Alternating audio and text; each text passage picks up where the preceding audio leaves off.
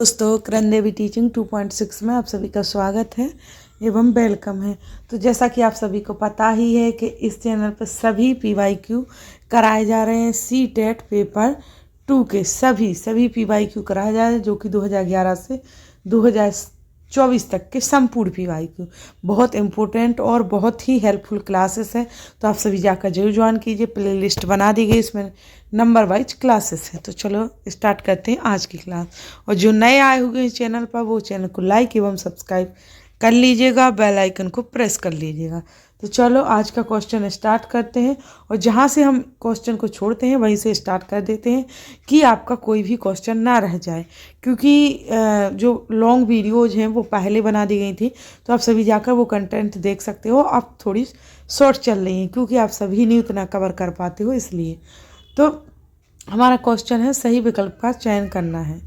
तो सरकार के स्तर और निर्णय के प्रकार, सरकार के स्तर और निर्णय के प्रकार को सम्मिलित करना है। तो केंद्र सरकार क्या निर्णय के प्रकार लेगी?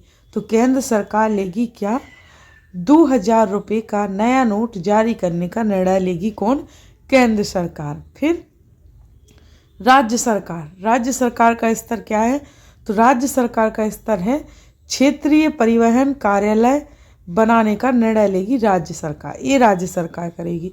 फिर स्थानीय सरकार, तो स्थानीय सरकार करेगी रत्नागिरी में एक हिस्से को खोलने का निर्णय लेगी, ये करेगी हमारी स्थानीय सरकार। इस प्रकार से निर्णय लेती है राज्य सरकार की इस तरह। तो यानी दूसरा, पहले का दूसरा, दूसरे का तीसरा और तीसरे का पहला। तो इस प्रकार से हमारे आंसर है। चलो देखते हैं आंसर में क्या है हमारा। तो आंसर में आ जाएगा हमारा तीसरा, कि पहले का दूसरा और दूसरे का तीसरा था और तीसरे का पहला था, इसलिए हमारा तीसरा ही राइट आंसर हो जाएगा। फिर आगे बढ़ के देखते हैं कि आकस्मिक रोजगार से क्या अभिप्राय है। तो मजदूरों को वर्दी न देकर औपचारिक वस्त्रों में काम पर बुलाना, या मजदूरों का अपनी इच्छा अनुरूप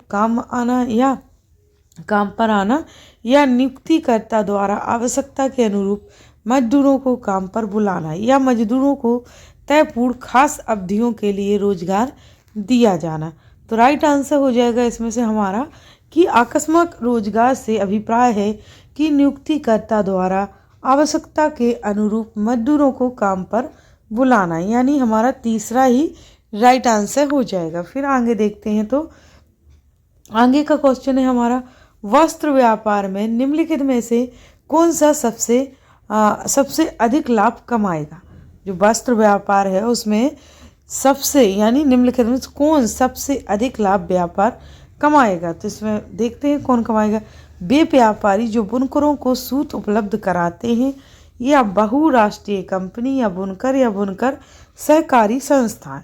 तो राइट आंसर हो जाएगा हमारा दूसरा, कि बहुराष्ट्रीय जो कंपनियां हैं वो सबसे अधिक लाभ कमाएगी। तो हमारा दूसरा ही राइट आंसर हो जाएगा। इसको अधिक डिटेल्स में जानने के लिए आपको NCERT जरूर फॉलो करनी होगी, जो कि इसी चैनल पर करवाई गई है। यहाँ वहाँ मत भटकिए और आप जाकर प्लेलिस्ट चेकआउट करिए, सब मिल जाएगा उसमें।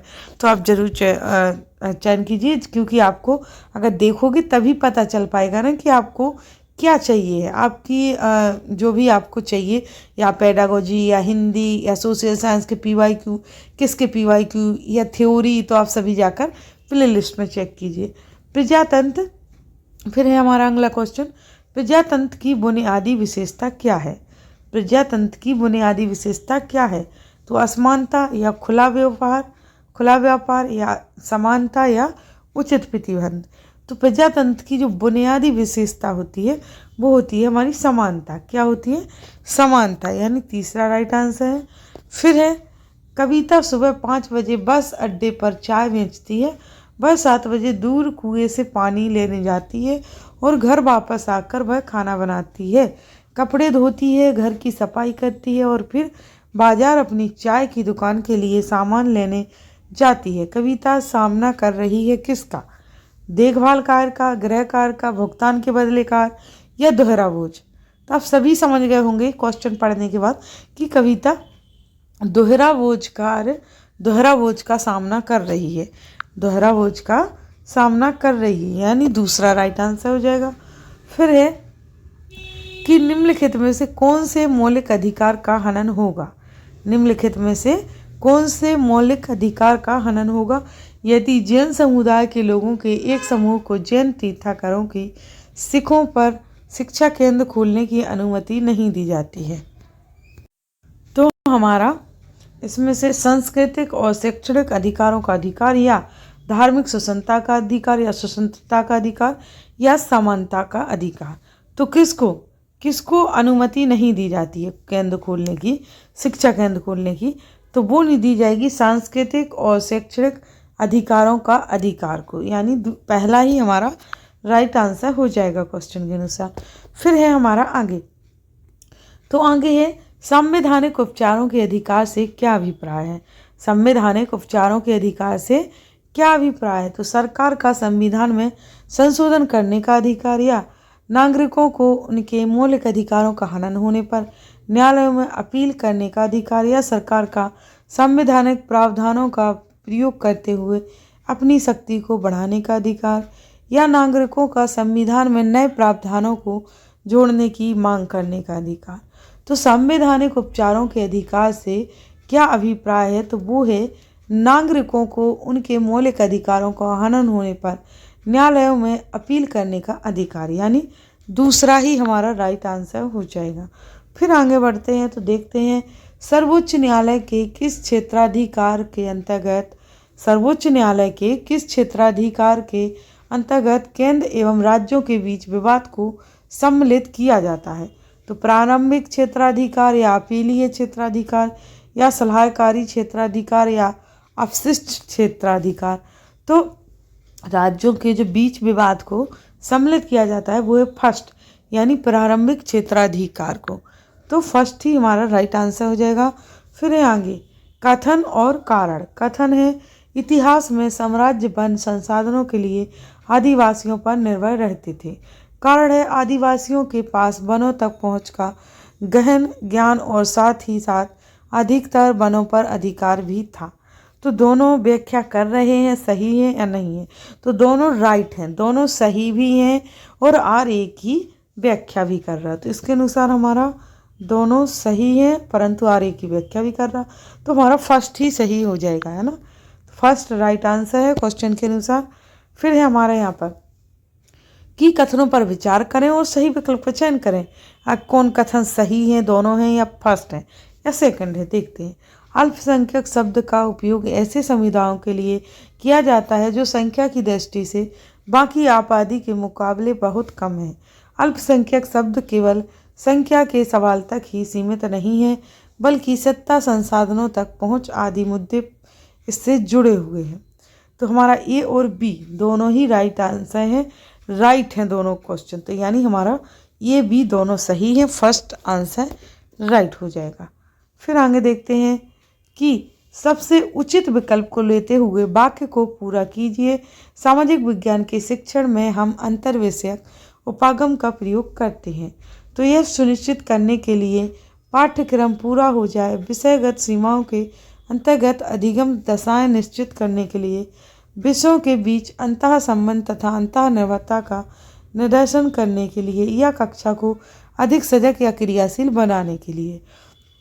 तो हम अंतर विषयक उपागम का प्रयोग करते हैं, किसके लिए करते हैं, क्वेश्चन के अनुसार हमारा तीसरा राइट हो जाएगा कि विषयों के बीच अंतः संबंध तथा अंतः निर्भरता का निर्देशन करने के लिए।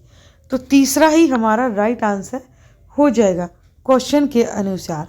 फिर है सामाजिक विज्ञान बच्चों को प्रमुख रूप से तैयार करता है स्वतंत्र रूप से सोचने की क्षमता हेतु या अंधविश्वासों पर प्रश्न करने की क्षमता हेतु या लिंग पूर्वाग्रह और रूढ़ियों की बनी पूर्व समझ को तोड़ने की समझ बनाने हेतु या सामुदायिक नियमों और सामाजिक आचारों का पालन करने की क्षमता हेतु। तो हमारा इसमें से ए बी सी सही आंसर हो जाएंगे, ना कि डी हमारा गलत है, तो हमारे 3 सही, यानी ए बी सी फर्स्ट में है, तो फर्स्ट ही हमारा राइट आंसर हो जाएगा कि यह प्रमुख रूप से तैयार करता है। सामाजिक विज्ञान बच्चों को प्रमुख रूप से तैयार करता है, किससे, इन तीनों से, है ना, इन तीनों क्वेश्चनों से तैयार करता है। तो हमारा फर्स्ट ही राइट आंसर हो जाएगा। फिर देखते हैं हम आगे। तो आगे है, कक्षा में महिलाओं की समस्याओं की ओर संवेदनशीलता को प्रोत्साहित किया जा सकता है। कक्षा में महिलाओं की समस्याओं की ओर संवेदनशीलता को प्रोत्साहित किया जा सकता है। तो हम पढ़ते हैं फिर आंसर दें। छात्रों को इतिहास में महिला के ऊपर पाठ्य पुस्तकों को पढ़ने के लिए कहने के द्वारा, या फिर महिलाओं के लिए संवैधानिक प्रावधानों को सूचीबद्ध करने के द्वारा, या फिर भेदभाव के साक्ष्यों पर सामूहिक आत्मविश्लेषण के द्वारा, या समाज में पुरुषों और महिलाओं के बीच शक्ति बल संबंधों पर चर्चा करने के द्वारा। तो आप सभी क्वेश्चन का आंसर दे सकते हो। ये अपने समाज में होता ही रहता है अक्सर, तो हम इसको आराम से दे सकते हैं। फर्स्ट गलत है, सेकंड गलत है। सी डी इसलिए सही है कि ये भेदभाव बताया गया जो कि अक्सर होता रहता है, और समाज में पुरुषों और महिलाओं के बीच शक्ति बल पर भी, यह संबंधों में भी चर्चा होती रहती।